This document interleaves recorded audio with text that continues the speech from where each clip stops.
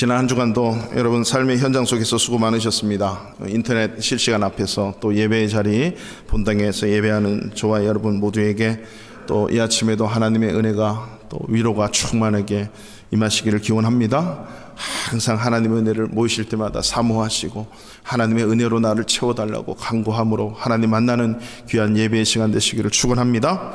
아멘, 아멘. 우리 서로를 향해서 그렇게 우리 인사 나누고 축복합니다. 주님의 사랑으로 사랑합니다. 시작. 주님의 사랑으로 사랑합니다. 주님의 사랑으로 사랑합니다.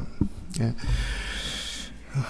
기도하실 때 우리가 잊지 말아야 될 것, 우리 마스크가 빨리 벗어지게 해달라고도 기도하셔야 되고, 또 이렇게 점점 멀어지는, 보이지 않는 그런 관계가 가까워지는 그런 관계가 되어질 수 있도록 또 여러분 하나님 앞에 꼭 간구하시면서 기도하십시오. 예수 믿는 사람들의 그 삶의 관계가 세 가지로 항상 나타난다 그랬습니다. 우리는 이제는 새로운 피조물이 됐고, 새로운 창조물이 됐고, 새로운 삶을 살아가는 영적 탄생, 거듭난 사람이기 때문에 하나님의 관계가 가장 소중하다. 그리고 하나님을 아버지라 부르는 한 교회에서의 성도들끼리의 관계가 너무나도 중요하다. 그리고 오늘 세 번째가 바로 그겁니다. 교회 밖의 사람들, 같은 성도 말고 교회, 이제는 여러분들이 오늘 이 시간 예배 마치고 돌아가면서 많은 사람들을 만나게 되죠. 이웃과 그리고 친구들과 학교에서, 직장에서, 이렇게 교회 밖의 사람들과의 관계는 어떻게 할까? 이 교회 밖의 사람들과의 관계도 좋으면 행복하다라고 하는 것입니다. 하나님의 관계에서는 그 관계가 믿음으로 이루어지는데, 그 믿음의 표현이 예배다 그랬습니다. 그 예배를 통해서만이 하나님의 관계가 올바로 세워질 수 있다. 그래서 우리 바르샤 반인교회 2021년도에는 어떻게 해서든지 예배를 통해서 하나님과 만나는 그런 은혜가 있기를 축원합니다. 그 만남을 통해서 함께 신앙생활하는 우리 성도들 관계 또한 아주 중요합니다. 우리가 지난 시간에 말씀했던 것처럼 함께하는 공동체, 서로 사랑하는, 그래서 몸과 이 시간이 함께 예배하고 함께 기도하고 함께 나누고 함께 위로하고 격려하는 그런 공동체가 되어야 된다라고 하는 것입니다. 그렇다면 이제 그런 개념을 넘어서 교회 밖의 사람들이나 교회 밖에서의 이 관계는 어떻게 우리가 해야 될까라고 하죠. 이 세 번째 시간입니다. 한 번 해서 우리가 다 알 수는 없습니다만은 우리가 교회 밖의 관계도 좋으면 행복합니다. 교회 밖의 관계는요, 예수 믿는 사람도 있고 안 믿는 사람들도 있습니다. 그래서 어떻게 보면 우리의 삶의 터전 속에서 성도 외에 예수 안 믿는 자들과의 관계들 뿐만 아니라 우리 교회 아닌 성도들과의 관계 맺는 경우가 거의 많이 있는 거죠. 직장, 학교, 동창회, 모임, 여러 가지 사무적인 관계들, 여러 가지 인간 관계들 속에서 우리 대한민국 사람들은 여기서 한인들 관계도 있지만 또 폴란드 사람들과의 관계도 있고 여러 가지 관계의 성을 맺고 삽니다. 사실 우리 같은 이 교회 성도들, 우리 크리스찬들은 항상 이렇게 모이는 교회가 있는가 하면 흩어지는 교회도 있다는 거죠. 그래서 저와 여러분들이 한 사람 한 사람이 교회인데, 이 교회가 모일 때는 성도들 간의 관계가 이루어지면 흩어지는 교회로 될 때는 이렇게 세상 밖에, 즉 교회 밖의 관계를 이루며 사는 것입니다. 흩어지는 교회를 통해서 이런 다양한 교회 밖의 사람들과의 관계를 맺으며 살고 있어요. 육적인 가정도 마찬가지입니다. 우리가 육적인 가정이 아침에 일어나서 각자의 삶의 터전으로 흩어지죠. 학교로, 그 다음에 또 각자의 일터로 이렇게 흩어집니다. 저녁 되면 가족이 다 모여요. 모이는 가족이 되는 거죠. 그래서 그 가족 속에서 뭔가 힘을 얻고 에너지를 입어야 그걸 갖고 또 하루를 학교에서, 일터에서 그 힘을 가지고 살아가는 것처럼 영적 가정의 원리도 동일합니다. 어떻게 해서 주일날 모이고 수요일날 모이고 금요일날 모이고 기도회로 모이고 이렇게 만남에 몸과 시간이 함께하는 그 모임을 통해서 교회 밖의 관계들의 에너지를 가지고 흩어지는 교회로서의 삶을 살아가는 거예요. 여러분, 이런 말들이 있어요. 안에서 새는 바가지 바깥에도 샌다, 이런 말들 혹시 여러분 잘 아시나요? 근데 안에서 새는데 바깥에 안 새는 것도 있어요. 근데 안에서 절대 안 새는데 밖에 나가서 새요. 근데 안에서도 안 새고 밖에서도 안 새고, 이게 정말 우리 부모들이 원하는 거고 우리 사람들이 일반적으로 원하는 거죠. 교회, 모이는 교회 속에서 그렇게 신앙의 삶을 잘 살면 흩어지는 교회 속에서도 그렇게 신앙의 삶을 살아낼 수 있는 것. 이미 이 말씀은 우리가 앞에서 읽었던 창세기 말씀처럼요, 하나님께서 인간을 창조하실 때부터 우리가 어떠한 존재인지를 말씀하셨어요. 복을 주어 가라사대 말씀하여 이르시되 생육하고 번성하고 충만하고 정복하고 다스리라. 이거는 분명히 흩어져야만 이루어낼 수 있는 하나님의 말씀이다. 흩어지는 자로서의 삶을 말씀하신 거죠. 이 말씀을 이루지 못해서 죄악에 빠져들어서 그 정복이 사랑으로 정복하고 아가페로 다스려야 되는 그 인간들이 서로 싸우고 죽이고 하는 바람에 이게 죄악으로 물들어 버리니까 예수님이 이 땅에 아니 오실 수가 없는 거예요. 그래서 예수님이 이 땅에 오셔서 그 십자가의 구원의 은혜로 구원받은 저와 여러분, 우리 성도들이 모인 교회를 통해서 이 세상을 다스리고 정복하고 다스리기를 원하신 거죠.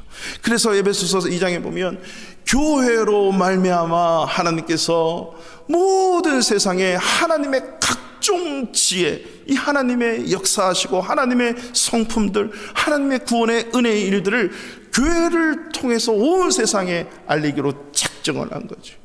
그러니까 우리 모이는 교회가 흩어지는 교회로서 죄로 말미암아 물들어버리고, 죄로 말미암아 죽어버리고 죄로 말미암아 타락해버리고 하나님과 떨어진 이 세상이 하나님께서 원래 창조하셨던 그 모습으로 회복되기 위해서 모이는 교회를 통해서 우리에게 말씀해 주시고, 이제는 흩어지는 교회를 통해서 그 사명을 온 세상에 감당해내기 위한 주님의 그 간절함이 있었던 거죠.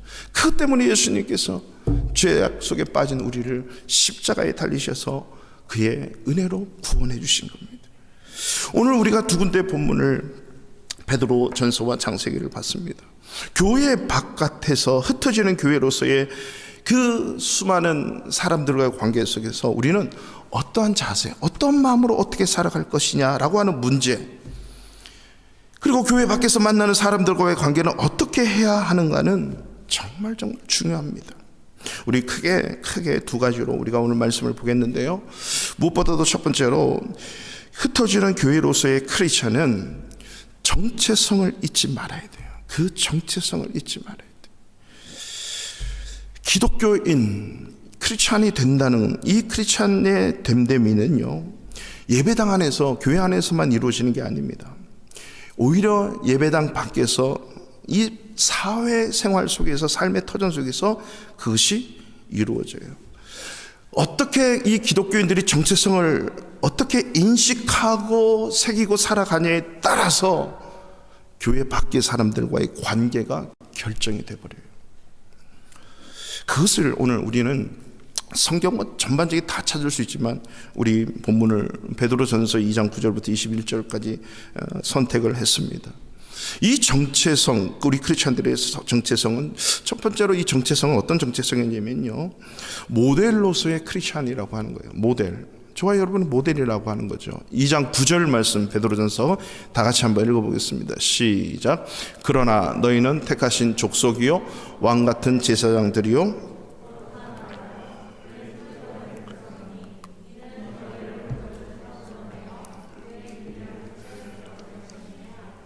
덕을 선포하게 하려 하심이라. 아멘.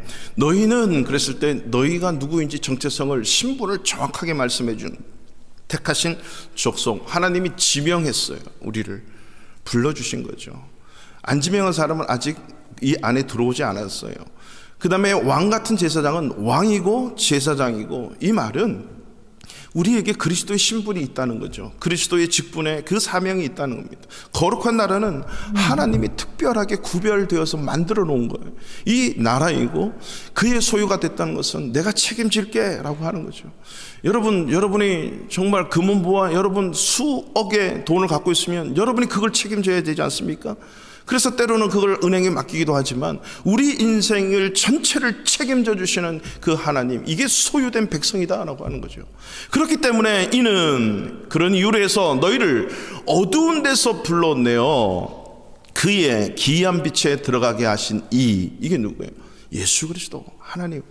어둠의 자식이었는데 불러냈단 말이죠. 선택했다는 거죠. 그리고 그의 영원한 기이한 빛, 그 신비스러운 그 은혜의 빛 속으로 들어가게 하신 그 예수 그리스도의 아름다운 덕을 선포하게 하려 함이라.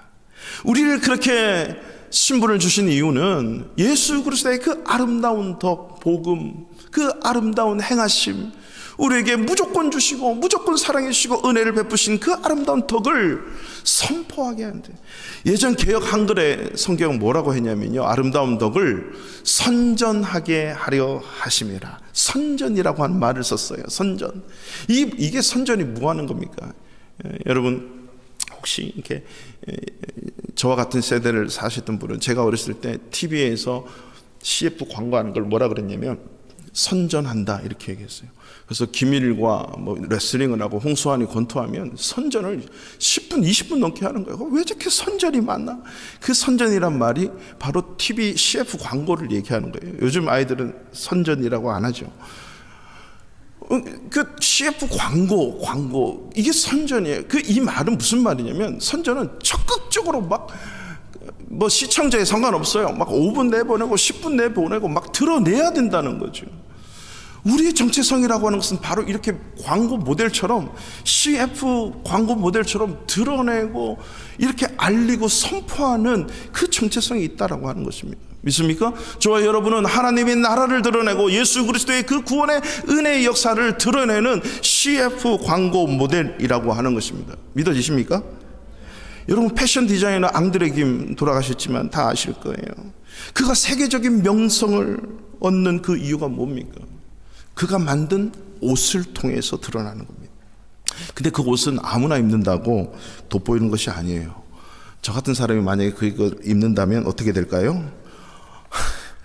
그 디자이너 앙드레 김의 옷을 가장 돋보이게 하는 사람은 따로 선택된, 불러낸 모델들이 있다는 거죠. 그 모델들은 우리가 알지 못하는 그 앙드레 김의 디자인의 기술, 솜씨, 그의 가치관, 세계관, 이 모든 재능을 보여만 줘야 돼요. 이 모델들이. 그렇죠? 제가 그거 할 수 있겠어요? 이와 마찬가지로 저와 여러분이 보이지 않는 이 하나님의 아름다운 덕, 예수 그리스도의 아름다운 덕을, 주님의 모든 것을 보여주는 이 모델, 이 전문가가 되어야 된다라고 하는 거죠. 전문가가. 옛날에는 그게 아니었다라는 거죠. 오늘 10절 말씀을 보세요. 10절. 너희가 전에는 하나님의 백성이 아니더니 이제는 하나님의 백성이요, 전에는 긍휼을 얻지 못하였더니 이제는 긍휼을 얻은 자다. 오늘 말씀 읽지 않았지만 성경책 가지신 분 2장 25절 보시면, 너희가 전에는 양과 같이 길을 잃었더니 이제는 너희 영혼의 목자와 감독이 되신 이에게 돌아왔다. 하나님의 소유가 됐고, 하나님이 찾으신 바 됐고, 하나님의 선택하신 바가 됐다라고 하는 거죠.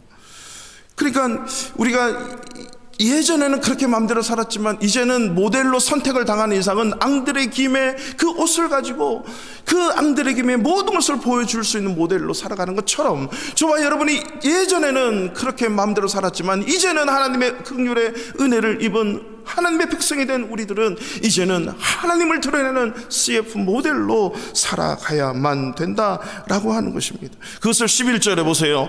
사랑하는 자들아, 거류민의 나그네와 같은 너희를 권하노니 영혼을 거슬러 싸우는 육체의 정욕을 제어하라. 영혼을 거슬러, 이 영혼은 하나님이 원래 우리를 창조하신 목적이에요. 그 목적을 거슬려서 우리는 살았어요. 그런데 예수님의 십자가의 은혜로 우리를 구원해 주셨어요. 전에는 그랬지만 이제는 이렇게 살아야 된다는 거죠. 그렇기 때문에 육체의 정욕을 제어하라, 다스리라, 정복하고 다스려야 된다는 겁니다. 그 정복하고 다스림으로 하나님의 모델로 살아가는 거죠. 하나님을 가장 잘 보여주신 모델이 누굴까요?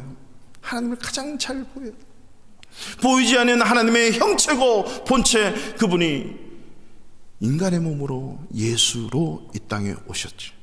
즉 보이지 않는 하나님을 가장 잘 보여주신 분이 바로 진정한 하나님의 모델은 예수님이. 그렇기 때문에 그 예수님이 하나님을 가장 잘 보여줬기 때문에 우리는 누구를 모델링 삼아야 돼요? 예수 그리스도를 모델링 삼아야 돼요. 예수 그리스도를 본받고 따라가는 그런 모습, 이것을 2장 21절에 이렇게 표현했습니다. 다 같이 읽습니다. 21절, 이를 위하여 너희가 부르심을 받았으니 그리스도도 너희를 위하여 고난을 받으사 너희에게 본을 끼쳐 그 자취를 따라오게 하려 하셨느니라. 아멘. 예수님이 보이지 않는 하나님을 어떻게 드러냈습니까? 그 예수님이 가서 배우는 거예요. 그 예수님의 본을 우리가 보고 그 자취를 따라가는 거죠. 우리 크리스찬들이 예수 믿으면 모든 삶이 꽃길만 될 것 같죠? 천만에요. 늘 따뜻한 봄날 같은 인생이 될 것 같습니까? 그렇지 않습니다. 예수 믿고 포기해야 될 게 너무 많아요. 저도 겉으로 딱 보이는 예수 믿고 주의 종이 되겠다라고 딱 선언하는 순간 포기해야 될 것들이 너무너무 많았어요. 그걸 포기했을 때 그것 이상의 가치가 있는 무엇을 하나님이 주셨기 때문에 그걸 붙들고 가는 거거든요. 모든 게 잘 되는 게 아니에요. 하나님 우리를 잘 먹고 잘 살게 하기 위해서 이 세상에 구원해 주시고 하나님의 사람으로 살게 하실까요? 모든 크리스찬, 모든 인간은 생로병사, 고통, 슬픔이 있고 아픔이 있고 관계 속에서 뿐만 아니라 예기치 않는 일들이 너무나도 많이 있어요. 실패도 있고 좌절도 있고 아픔도 있고 고통도 있어요. 건강의 문제, 재정의 문제, 관계의 문제, 슬픔도 있단 말이죠. 그러나 우리 인생의 진정한 모델이신 예수 그리스도, 그분의 온갖 고통과 질고와 침뱉음과 채찍을 맞고 그분이 손과 발에 못을 박히고 머리에 가시면류관을 쓰시고 그렇게 모욕을 받고 희롱을 당하고 옷이 빨가벗겨져서 십자가에 달리실 그 수치를 다 당하셨는데 그 예수를 믿는 저와 여러분 똑같이 그를 가도 당연히 하다고 받아들여야 함에도 불구하고 그 예수님의 고난보다도 더한 고난을 받는 사람이 이 세상에 누가 있습니까? 빨가벗겨서 십자가에 안 달려보셨잖아요. 그거 하나만으로도 우리는 예수를 믿는다면 그 어떤 수치를 당하고 그 어떤 자존심이 무너져도 따라갈 수 있는 그것, 이게 우리에게 부여된 정체성, 신분의 정체성입니다. 그 예수를 본받아서 그분을 따라 살 때 우리 또한 하나님, 보이지 않는 하나님이 내 인생을 통해, 내 삶을 통해 선전되어지고 선포되어지고 보여지는 진정한 모델로 살아낼 수 있다고 하는 거죠. 그 정체성이 드러나는 방법이 뭐냐면 삶의 행실이라고 하는 거예요. 자, 오늘 2장 12절을 보겠습니다. 12절 다 같이 읽습니다. 12절 시작. 너희가 이방인 중에서 행실을 선하게 가져 너희를 악행한다고 비방하는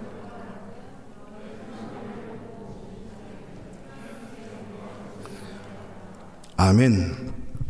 이방인 중에서, 이게 교회 밖에서 행실을 선하게 가졌는데도 우리를 악행한다고 비난해요. 때로는 자기들에게 좋으면 좋다고 박수치지만요, 그것이 아닙니다라고 했을 때는 오히려 비방해요. 우리가 말씀대로 살아도 비방받는다는 거죠. 어떤 때는 박수를 치는데, 그렇지만 예수님이 오시는 그날 되면 모두가 하나님께 영광 올리게 되는 그날이 온다는 거예요. 베드로가 오늘 2장 12절에 이 말씀을 쓴 것은 이미 베드로의 모델은 이 세상 그 누구도 아니고 오직 예수님이 자기 인생의 모델링이었어요. 예수님이 이 말씀을 똑같이 산상설교에서 말씀하셨거든요. 가르치셨거든요. 5장에 보면 너희는 세상의 소금이니 너희는 세상의 빛이니, 소금이 많이 그 맛을 잃으며 무엇으로 짜게 하려 후에는 아무 쓸데없어 다만 밖에 버려져서 사람에게 밟힐 뿐이니라. 여러분, 소금 바닷물 짜잖아요. 이 아무리 짜도 2%에서 3%밖에 안 돼요. 근데 바닷물이 짜요. 우리 크리스찬이 100명 중에 2명만 있어도 그 100명을 변화시킬 수 있는 힘이 없는 이유가 왜 그럴까요? 왜 이 세상을 그렇게 변화 못 시킬까요? 진정한 예수 그리스도를 따라 사는 그 모델의 삶이 없는 거예요. 그 손과 발이, 우리가 생각하는 모든 것이 예수님을 따라가는 그 삶이 없는 거죠. 그래서 너희는 세상의 빛이라 그러면서 5장 16절에 이같이 너희 빛이 사람 앞에 비치게 해서 그들로 너희 착한 행실을 보고 이게 선한 행실, 착한 행실이죠. 착한 행실을 보고 하늘에 계신 너희 아버지께 영광을 돌리게 해라.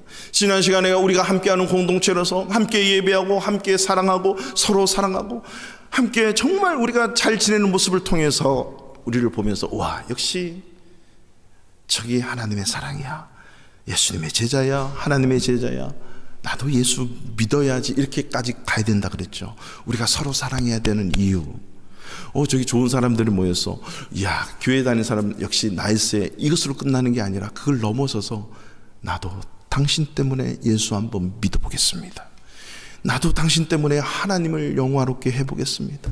다니엘의 그 믿음 생활과 요셉의 믿음 생활을 통해서 애굽 왕이 느부갓네살 왕이 살아계신 여호와 하나님을 찬양하였더라라고 하는 것처럼 저와 여러분의 이 함께하는 공동체, 예수 믿는 그 삶 때문에 우와, 사람 좋은 사람이야로 끝나는 것이 아니라 나도 한번 당신이 믿는 예수를 믿어봅시다, 나도 한번 당신이 섬기는 하나님을 영화롭게 해봅시다 라고 하는 데까지 갈 수 있는 것, 그들로 하여금 착한 행실을 통하여 살아계신 하나님께 영광을 돌리게 하라.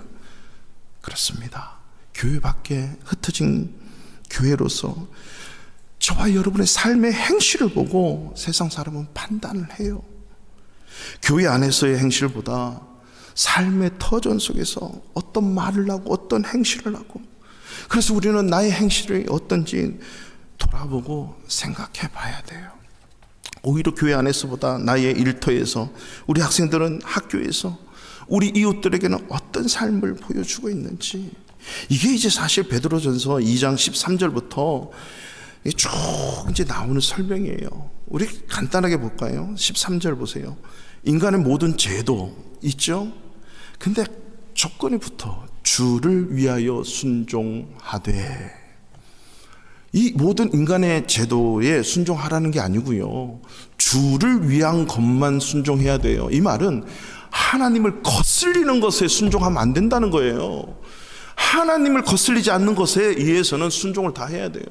예를 들면 예수님이 구원주가 아닙니다, 예수만 믿어서 구원받을 수 없습니다 라고 만약에 세상이 그런다면 그거는 순종하면 안 되지요.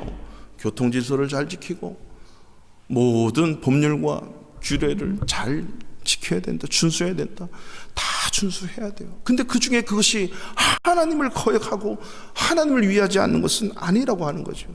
그래서 그 모든 제도를 위에 있는 왕이나 그 다음에 총독, 이게 사실은 국가에 대해서 회사 생활, 인간관계 속에서 어떤 일을 하는가, 사람 앞에서는 또 어떻게 해야 되는지 16절을 보세요. 자유가 있지만 그 자유로 악을 가리는 데 쓰지 말고 오직 하나님의 종, 하나님의 종은 뭐예요? 하나님 시키는 대로 하는 게 종이잖아요. 하나님의 종과 같이 하래요. 그럼 사람을 공경해라.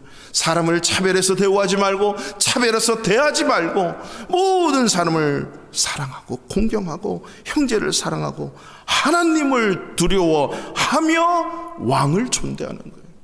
왕에게 아부하기 위해서 하는 게 아니고 나의 진정한 왕이신 하나님을 두렵기 때문에 나는 그 하나님이 세운 당신 왕을 두려워하는 거죠. 이러한 모습들이 우리의 삶의 터전에서 일어나는. 그렇다면 내 일터에서 나는 과연 내 일터로 인해서 하나님께 무슨 유익이 있고 영광이 되는지 생각해 봐야 돼요. 내 동료, 거래처, 고객들에게 어떤 유익이 있는지 생각해 봐야 되죠. 나의 일터가 경제 원칙의 시스템에 불과한지, 그냥 내가 직장을 다니는데 먹고 살고 우리 가족, 내 후대를 위해서 그냥 먹고 사는 문제를 해결을 위해서 그냥 시스템 속에 살아가서 사는 건지, 아니면 하나님의 살아계신 말씀에 의한 시스템인지, 정직과 성실의 바탕 위에서 하나님의 사랑과 공의가 구현되고 있는지 내 삶의 모습을 생각해 봐야 된다는 거죠. 일반적으로 우리 크리스찬들은 교회 안에서 정말 좋은 교인이에요. 이 목사도 안에서 보니까 되게 좋죠. 진짜 목사는 슈퍼마켓 가서 폴란드 사람 만날 때, 다른 한국인들 만날 때, 식사하러 갈 때, 어디서든지 뭐 공원에 가서, 이게 진짜 목사의 모습이 나타나는 거예요. 그게 제의적인 종교적인 목사가 아니라 하나님께서 저를 불러주신 그 목적에 맞는 삶이 그들 교회 밖에서 나타난다는 거죠. 내 일터, 내 삶의 터전을 어떻게 하나님의 삶의 터전으로 일굴지 고민하는 크리스찬들이 그렇게 많지는 않다는 거죠. 예를 들면 크리스찬 사업가는 많지만 크리스찬 기업은 드문 거예요. 크리스찬 직장인들은 많지만 크리스찬 직장은 드문 거죠. 와, 세상 바깥의 사람들이, 크리스찬들은, 예수 믿는 사람들은 저렇게 사업하네, 예수 믿는 사람은 저렇게 직장 생활하네, 예수 믿는 학생들은 저렇게 공부를 하네, 예수 믿는 가정은 바로 저 모습이네, 이런 아픈 상황 속에서도 기뻐할 수 있고 행복이 저런 거구나 라고 보여줄 수 있는 크리스찬, 기독교인, 이게 교회 밖의 사람들로 하여금 보여지는 거예요. 어느 대법관 출신의 장로님이 간증 중에 이런 말씀을 하시더라고요. 자기가 판사 시절 때 같은 사무실의 동료 판사가 어느 한날은 너무 행복하게 웃으면서 들어왔다는 거예요. 왜 그랬어요? 그랬더니 여차여차 설명을 하는데, 그동안 내가 하나 맡은 법정의 재판이 있는데 교회가 교회끼리 같은 교회의 성도인데 서로 이렇게 법정에서 싸우고 계속 와서 재판을 해야 되는데, 그래서 자기가 이게 당사자들을 불러 모았대요, 재판하기 전에. 그리고 며칠 유예를 주면서 문제를 얘기를 한 거죠. 교회끼리, 같은 성도고 같은 교회끼리 찢어져서 이렇게 막 싸우다 보면 이 법정에 꼭 오게 되는 경우가 많이 있는데, 이런 문제가 일어나면 거의 끝까지 가긴 가는데 좋지 않게 끝나더라. 그러니 갈 때까지 가는 것은 중요한데 내가 재판장으로서 한 가지 부탁을 드린다. 법정에서 당신들끼리 성경 말씀을 인용한다거나 하나님을 이렇게 내세우고 그런 말은 절대 하지 마라. 나는 불교도인데, 불자 신자인데도 불구하고 그 법정에 서가지고 성경을 인용하고 하나님을 막 얘기하고 이런 게 너무나 난 낯이 뜨겁더라. 그러니 갈 때까지 가보자. 근데 그 말만큼은 하지 말고 갈 때까지 가보자. 잘 준비하시라. 그리고 돌려보낸 거예요. 그리고 재판날이 기다리고 있는데 그 전에 그 두 분이 찾아왔어요. 오더니, 재판장님, 저희가 잘못했습니다. 저희가 다 잘 해결했습니다. 그렇게 잘 해결하고 재판하지 않고 다 마무리되고 끝나니까 너무 행복해서 이 재판장이 웃으면서 들어왔는데, 이 얘기를 들은 이 장로님 재판장이 낯이 뜨겁다라는 거죠. 믿는 사람들끼리도 이러는데 교회 밖에서 이 불자 신자가 보는 이 교회의 모습들, 싸우고 다투고 과연 어떨까라고 하는 거죠. 여러분, 기독교가 종교라면요, 그 어떤 종교보다도 배타적인 진리를 갖고 있는 종교가 기독교예요. 다른 진리를 인정하지 않아요. 예수 외에는 구원이 없다는 이 진리를 다른 종교에도 있다라고 인정하는 것은 그때부터 기독교가 아니잖아요. 진리가 아니잖아요. 그래서 배타적이에요. 이런 배타라 그래서 남을 무시하고 남을 인정하지 않는가? 그게 아니에요. 가장 배타적인 진리를 가지고 있는 우리 크리스찬, 기독교가 그들에게 다가갈 때는 가장 이타적인 모습으로 다가가는 거예요. 자기 생명까지 주고, 자기 손까지 주고, 자기 발까지 줘서 이 예수 그리스도만이 진리다라고 하는 것을 알려주기 위해서 배타적인 모습으로 다가가는 것이 아니라 이타적인 모습으로 다가가는 게 예수 믿는 저와 여러분의 삶이라고 하는 거죠. 이 아가페, 언컨디셔널로 무조건 사랑으로 다가가는 거죠. 여러분, 교회와 세상은 이게 뭐가 다르다고 생각하십니까? 교회 안과 교회 밖의 가장 큰 차이가 무엇이라고 생각합니까? 관점의 차이예요. 관점의 차이. 하나님 중심이냐 인간 중심이냐, 이 둘은 발생부터가 달라요. 시작부터가 달라요. 근본이 다르다는 거죠. 최근 세계 나라마다 이슈가 되는 것 중에 하나가 뭐냐면, 이것도 이제 뉴스에서 크게 다뤘던데, 낙태법이에요. 낙태법. 나라마다, 사회마다, 사람마다 다 달라. 폴란드가 카톨릭 국가예요. 낙태를 전면 금지를 했는데 여성의 인권에 맞는 규례를 다시 정하자. 힌두교와 이슬람 국가는 철저하게 이걸 낙태를 금지합니다. 법은. 근데 옆에서 보면 그렇지는 않아요.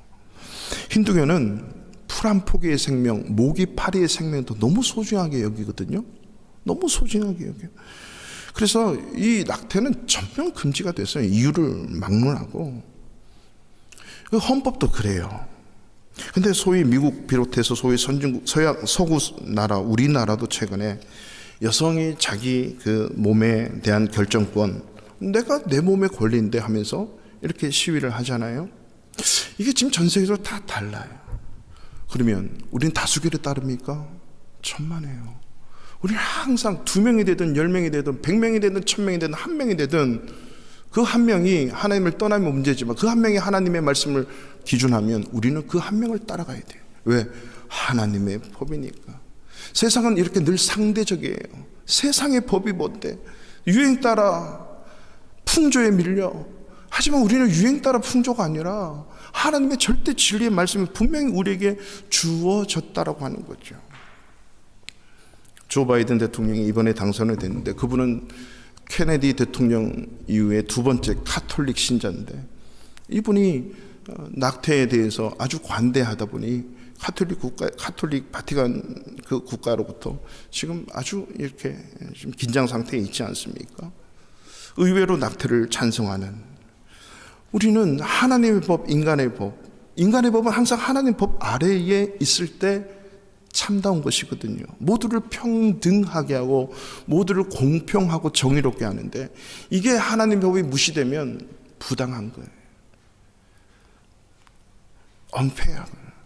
그래서 외국 아이들이 자랄 때 항상 많이 쓰는 단어가 뭐냐면 It's unfair. 엄마 아빠한테 늘 항의하는 게 unfair. 부당하고 불공정하다는 거죠. 기독교가 배타적인 진리를 갖고 있는 건 사실이지만 이 배타적인 진리를 그들에게 알도록 하기 위한 방법은 무시하고 쳐내고 깎아내고가 아니라 가장 이타적인 모습으로 달려가는. 이게 뭐가 다르냐면 인간을 바라보고 세상을 바라보는 관점이 다르기 때문이에요. 얼마 전에 TV 한 프로에 우리 차인표 집사님이 나왔어요. 우리 대한민국 연예인 중에 가장 그 모범적인 커플 부부상이 몇 명 있잖아요. 그 중에 우리 차인표 신혜라 부부가 참 처음부터 차인표 씨가 그렇게 아내한테 잘한 게 아니에요. 하루에 보통 3번, 5번은 사랑한다고 고백하는 거예요. 너무 가정에게 잘하고 너무 아내에게 잘하는 거예요. 우리 남편들이시요, 하루에 3번, 최소한 3번은 사랑한다고 고백합시다. 아멘 안 나오잖아요. 이게 못해도 아멘 해야 되는데 이게 침묵이 흐를 때는 제가 너무 결혼 안 한 우리 준서와 우리 민수 형제 같은 이런 자들이 지금 고민을 하는 거예요. 와, 어떻게 결혼해 보세요. 잘 안 나와요. 이게 해야 돼요. 근데 저도 한동안 안 했던 것 같아요. 오늘 낮예배 때 제가 여보 사랑해요 했어요. 여러분 이거는 싫어도 한번 해보세요. 그래서 이제 부부 사랑이 그렇게 애틋하잖아요. 그래서 옆에 주변에 아나운서들이 물었어요. 차인표 씨, 그러면 당신이 만약에 죽어서 다시 태어난다면 이 신혜라 씨하고 같이 결혼할 거예요? 사랑할 거예요? 물었어요. 여러분 어떻게 대답하실래요? 딱 보니까 거의 99%가 이렇게 하고 있는데 보이진 않지만 차인표 씨가 뭐라 대답한지 아세요? 갑자기 물을 마시고 하더니 답이 안 나와요. 다들 그럼요 해야죠 뭐 이렇게 답이 나올 줄 알았나 봐요. 왜냐하면 부부 금슬이 너무 좋으니까 그렇게 하고 막 있는데 하더니 머뭇하는 거예요. 막 이렇게 했죠. 근데요 하더니 제가 기독교인이라서 다시 태어난 걸 믿지 않거든요. 죽을 때까지 생명 다해 사랑한다고. 여러분 세상이 기대하는 답을 주는 게 기독교인들이 아닙니다. 크리스천은 세상이 원하는 답을 주는 게 아니고 하나님이 말씀하신 답을 주는 거예요. 어떻게 그렇게 행복하죠? 당신 예수 믿어야 돼. 나는 크리스천이니까 예수 믿어야 돼. 교회 나와야 돼. 이게 아니라 어떻게 그렇게 행복하죠? 어떻게 그렇게 참죠? 이런 상황에서 어떻게 기뻐하죠? 이런 상황에도 어떻게 예배할 수 있죠? 어떻게 그렇게 행복하죠? 어떻게 그렇게 좋은 아빠고 좋은 아내이고 좋은 자식이고 어떻게 그렇게 살아갈 수 있죠? 이리 와보세요. 나는 예수 믿는 사람이거든요. 나는 기독교인이거든요. 나는 하나님의 법을, 하나님의 말씀을 증거하는 사람이거든요. 나는 하나님의 모델이거든요. 보이지 않는 하나님을 드러내는 사람이거든요. 나는 죽어서 다시 태어난 걸 안 믿어요. 지금 있는 이 여인을 끝까지 생명 다해 사랑할 뿐이에요. 여러분, 이게 진짜 크리스찬의 해답 아닙니까? 흩어지는 교회로서 이 삶을 우리는 보여줄 수 있는 것. 그러면 이러한 삶을 어떻게 우리는 살아낼 수 있을까요? 알기는 다 아는데 어떻게 이런 삶을 살아낼까요? 그 해답은 모이는 교회 안에서 찾아야 된다는 거죠. 이 말씀은 마지막으로 세 번째로 우리는 흩어지는 교회로서의 삶을 이렇게 올바로 착한 행실로 하나님께 영광 돌리게 하기 위해서는 반드시 모이는 교회 속에서 하나님의 창조의 형상을 회복해야만 됩니다. 지난주일 설교 때 성도과의 관계 속에서 함께하는 공동체가 되어야 되는 이유는 사명적 공동체이기 때문이라고 말씀드렸어요. 함께 예배하고 함께 기도하고 함께 찬양하고 함께 모여서 몸과 시간을 들여야 되는 우리 크리스찬들의 이 함께하는 공동체, 그 이유는 너희가 서로 사랑하라. 서로 사랑하면 세상이 너희가 사랑하는 것을 보고 내 제자인 줄 알 뿐만 아니라 내가 하나님의 아들이신 것을 믿게 하려 함이니라. 할렐루야. 우리가 사랑하는 모습을 보고 그들이 예수를 믿게 하는 이 사명적 공동체의 모습이 있는 거거든요. 바로 흩어진 교회로서의 이 성도의 삶은 반드시 모이는 곳에서 이러한 정체성을 찾아야 되는데, 이 하나님 창조의 형상을 회복하는 길은 종교인으로 살지 말고 영성으로 살아내야 되는 겁니다. 영성으로 살아내야 됩니다. 빌리그람 목사님이 돌아가시기 전에 한 5년 전쯤에 이제 기독교 신문에서 인터뷰를 했습니다. 앞으로 지금 어떤 사역을 꿈꾸고 있습니까? 그랬더니 돌아가시기 5년 전에 그래요. 전 세계를 다니면서 숱한 복음을 전했는데 이분이 앞으로 내 남은 인생에 하나님이 허락하신다면 교회 안에 불신자들에게 복음을 전하고 싶다. 이 말은 뭐예요? 교회 안에 불신자가 있는데 그 불신자들이 하나님의 형상, 즉 영성으로 살지 않고 종교성으로 사는 사람들이 너무 많기 때문에 이들을 영성 있는 크리스찬으로 살려내고 싶다는 거죠. 여러분, 이 영성으로 산다는 이 말이, 영성이 뭐예요? 쉽게 생각하시면 돼요. 하나님과 만남이 있는 삶을 영성이라 그래요. 그 반대의 개념이 종교성이에요. 종교성. 이 종교성이라고 하는 것은 그냥 내가 어떤 한 규례나 규제나 어떤 제도를 따르면 예배 드린 거다, 나는 크리스찬이다, 이렇게 생각한다는 거죠. 쉽게 말하면 거의 이방 종교는 이게 거의 종교성으로 이렇게 나가지 않습니까? 가장 종교성이 강한 종교 중에 하나가 뭐냐면 이슬람이에요. 이슬람. 물론 힌두교도 있습니다. 이슬람은 하루에 5번 무조건 메카를 향해서 기도를 하면 돼요. 그리고 자기의 물질에 반드시 몇 프로는 구제를 해야 돼요. 어려운 사람 도와줘야 돼요. 그리고 평생에 한 번은 성지순례 메카를 가야 돼요. 천국 가려면. 그리고 가장 천국으로 직통하는 방법이 한 가지 있는데, 알라에 반대하는 세력에 대해서 내 몸을 던지면 돼요. 이걸 우리는 쉽게 테러리스트라고 그러죠. 이 목숨을 던지면 바로 직행해요. 천국으로. 이런 신념을 가지고 있단 말이죠. 그렇게 하면 이렇게 된다. 이게 철저하게 종교성이에요. 그리고 가장 큰 이유가 이슬람의 경전을 코란이라고 하는데, 코란은 아랍어로만 된 것만이 코란이에요. 번역이 된 건 코란이 아니에요. 그래서 아랍말로 읽어야 되고 아랍말로 설교해야 돼요. 듣든지 아니 듣든지. 왜?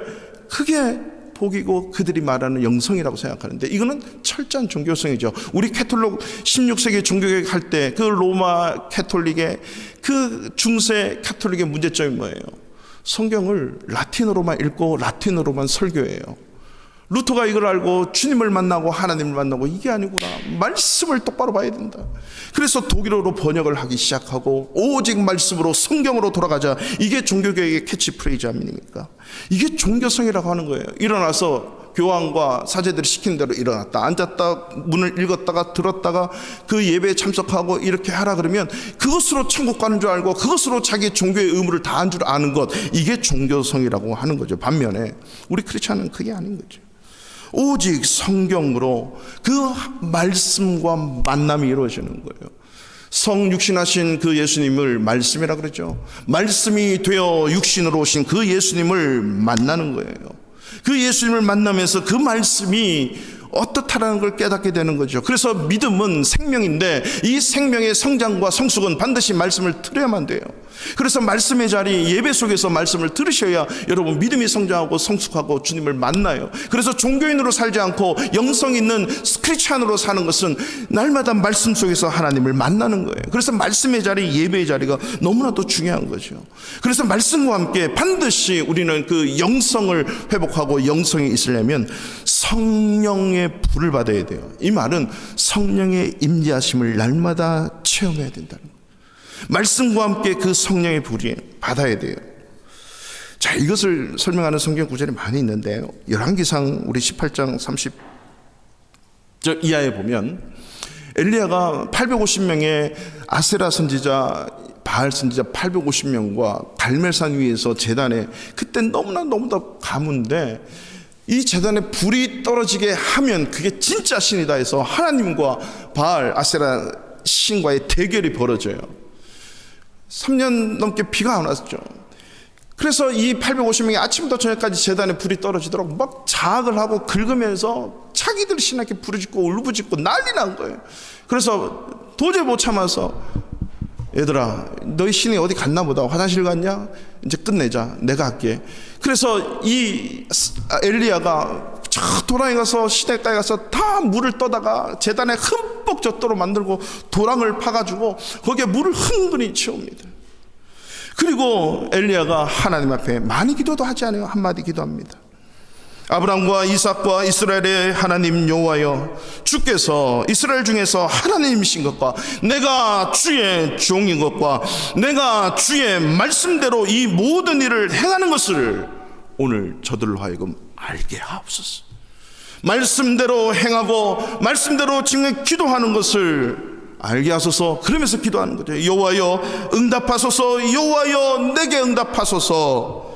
그렇게 기도했는데 순간 하늘에서 불이 내려서 38절에 보니까 번제물과 나무와 돌과 흙을 태우고 또 도랑에 물을 핥는지라. 하나님의 말씀 붙들고 기도하니까 하늘에서 불이 떨어져서 뭘 태워요? 도랑 물도 태우고요, 나무, 돌, 흙, 번제물 다 태우고 도랑에 있는 흙까지도 다 핥아버려요. 여러분, 우리가 말씀 붙들고 기도하면 내 안에 더럽고 추하고 인간의 연약함 모든 것을 다 태우는 분이 성령인 줄 믿으십니까?